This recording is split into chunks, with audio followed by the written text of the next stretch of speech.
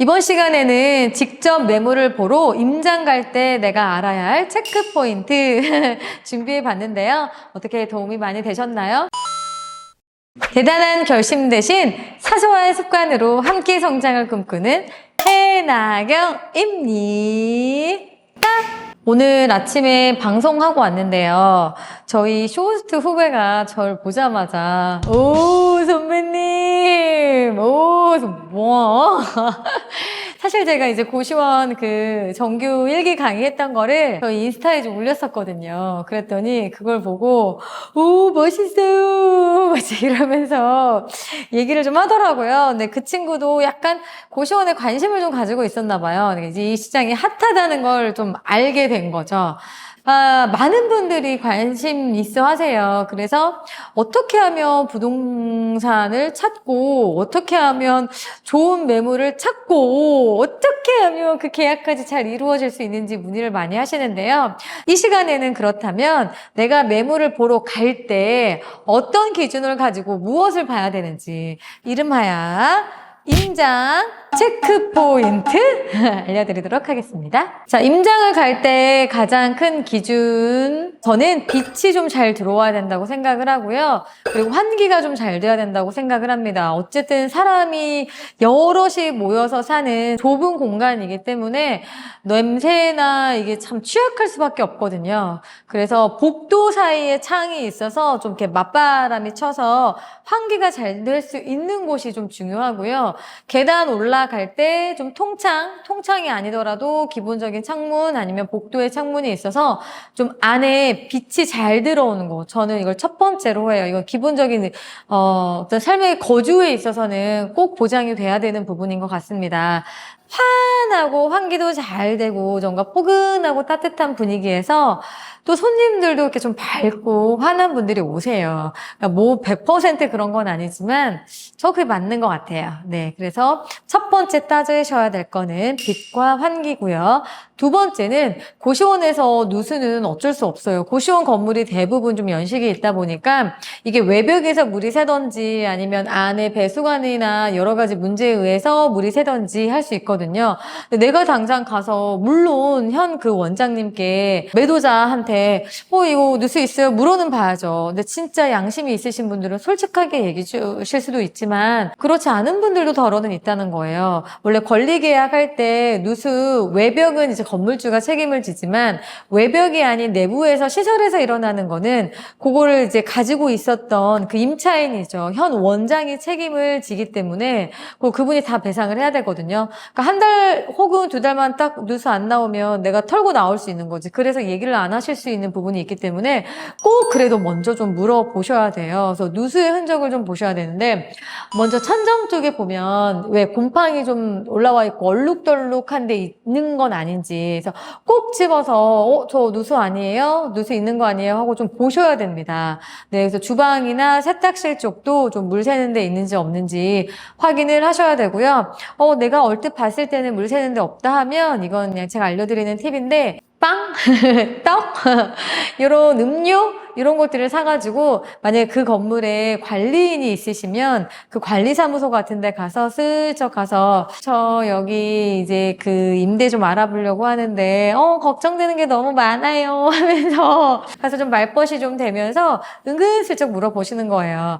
혹시 여기 그 고시원 건물 뭐 누수 문제는 없었어요? 뭐 관리하는데 뭐 이상한 특이사항은 없었어요? 제가 그래도 처음 하는 거라 좀 다 돌다리도 좀 두들겨보고 싶어서요 라고 말씀을 하시면 예쁘게 먹을 것까지 가지고 그렇게 막 기분 좋게 말씀을 하면 웬만한 분들은 다 진짜 내 자식 하는 사업인 마냥 정말 잘 도와주시거든요. 근데 그분들한테 얻는 팁들이 굉장히 커요. 그리고 세 번째는 나무문. 이제 옛날 왜 우리가 썩고라고 해서 썩은 고시원에 이제 나무문이 많죠. 미니룸 같은 경우 나무문이 많은데 나무문을 피해내는 이유는 두 가지가 있어요. 첫 번째는 그 나무문에 도어락 설치가 어려워요. 물론 그 나무문 전용 도어락이 있다고는 하지만 또 그 틀이 또 중요하기 때문에 이거는 같은 나무문이어도 다 되는 건 아니고 다 챙겨보셔야 되거든요. 근데 도어락이 돼야지 무인으로 오토로 그 경영하는 게 가능해요. CCTV 보면서 도어락 세팅이 돼야 있어야 이제 그분들이 이제 짐도 옮기고 룸투어도 하고 하실 수 있잖아요. 나무문이면 그게 좀 어렵고, 또 다른 이유 중에 하나는 나무로 허가를 받았던 시절은 너무 오래전이에요. 그러니까 그런 관련된 소방법이 너무 옛날이야. 지금은 방화문을 다 설치를 해야 되거든요. 화재에 취약하면 안 되기 때문에. 그래서 나무문으로 허가를 받았을 때는 그만큼 수도 뭐 배관이며 뭐 보일러며 사글 대로 사가서 문제가 많이 터질 요지가 좀 있거든요. 자, 그리고 네 번째는 빨래 건조할 자리가 있는지. 근데 대부분 고시원이 워낙 비좁아서 빨래 건조할 자리가 있지는 않아요. 그러니까 옥상에 있으면 옥상 사용을 하고 마당이 있으면 마당 사용을 하는데, 복도 혹은 방 안에서 빨래를 말리면 쉰내가 진짜 엄청나요.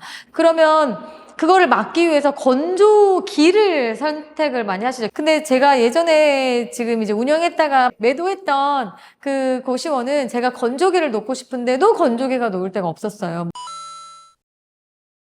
건조기 놓을 자리가 있는지, 이거를 이제 우선순위를 두는 거죠. 내가 이거를 임장을 가서 체크리스트를 만들어 놓고 가장 중요하게 생각하는 게 뭔지, 그것들이 이제 다 오케이가 되면 계약으로 이루어질 수도 있는 거고. 자, 그 다음에 이제 올라가서 방을 열어서 보셔야 될 거 아니에요. 근데 만실인 경우에는 방을 못 보여준다고 하는 분들 계세요. 근데 그건 진짜 맞는 얘기예요. 우리가 주거 침입을 할 수는 없잖아.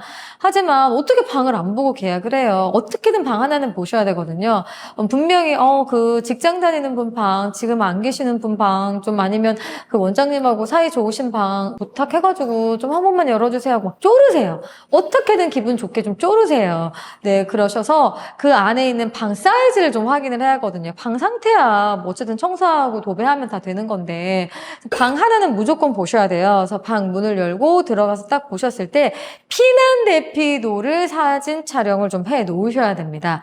네, 피난 대피도가 왜 중요하냐면, 내가 들어갔던 방이 피난 대피도에는 호스가 다 적혀 있진 않아요. 방마다 다 대피도가 문 쪽에 붙어 있거든요. 그럼 그때 제가 지금 보고 있는 방이 이 피난 대피도에서 어떤 방인가요?를 꼭 물어보셔야 돼요. 그래서 이 방입니다 하면 그 방의 사이즈가 있잖아요. 그리고 나서 해야 될 질문이 뭐냐면, 이 방이 평균적으로 어느 정도 큰 방이에요? 거기서 만약에 이 방은 딱 중간 방이에요, 중간 사이즈예요 하면 그 대피도를 보고 이게 중간 사이즈구나 하고 대충 파악이 되죠. 대략적인 거를 이게 얼마나 계산이 되는지 가늠해 보시는 것도 중요합니다.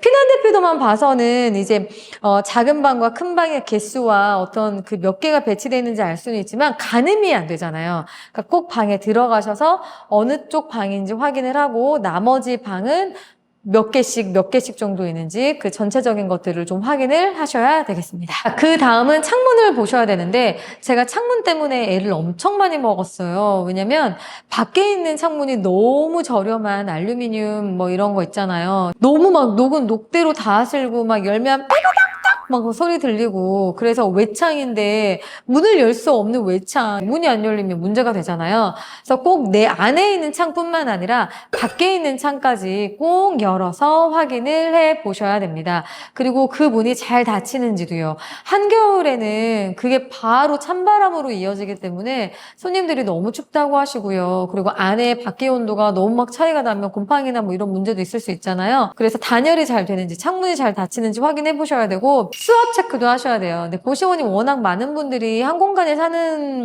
구조여서 동시에 많이 쓰면 수압이 좀 세지 않을 수 있는데, 보통은 이제 임장 갈 때는 다들 나가고 낮 시간대니까 빛 들어오는 거랑 수압이 평소에 어느 정도인지, 그리고 화장실 물 잘 내려가는지 체크하셔야 됩니다. 자, 그리고 나서 쭉 어느 정도 살펴봤죠. 그리고 주방에는 환기가 돼야 되기 때문에 이왕이면 창이 없는 곳보다는 창이 있는 곳으로 하시고요.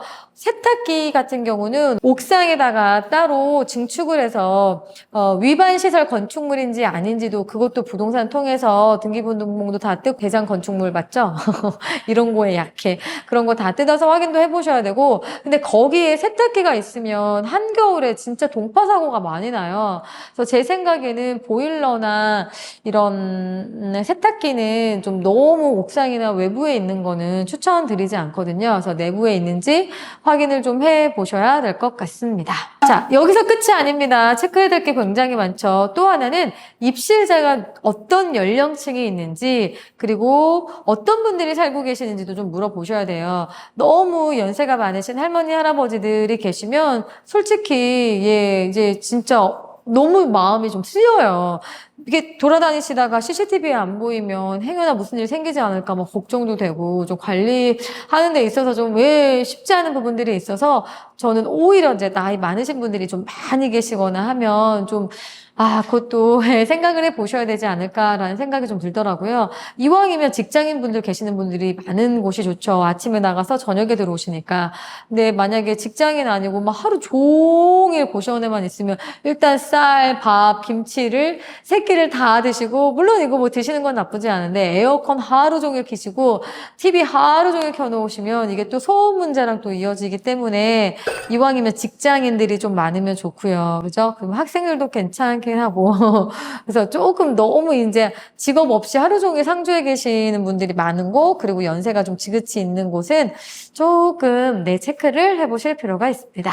이번 시간에는 직접 매물을 보러 임장 갈 때 내가 알아야 할 체크 포인트 준비해 봤는데요. 어떻게 도움이 많이 되셨나요? 혹시라도 빠진 부분이 있거나 더 보충해야 될 것들 생기면 제가 더 리뉴얼해서 다음에 언제가 될진 모르겠지만 만약에 뭐 어떤 데이터들이 좀 쌓이고 하면 제가 바로 더 또 안내를 해드리도록 하겠습니다. 임장 갈 때 제 체크 포인트 꼭 메모해 두셨다가 가지고 가세요. 그럼 저는 여기서 인사드리겠습니다. 안녕! 좋아요, 알림, 설정, 그리고 구독! 제일 중요한 구독! 꾹꾹꾹 함께 해주세요. 고맙습니다. 뿅!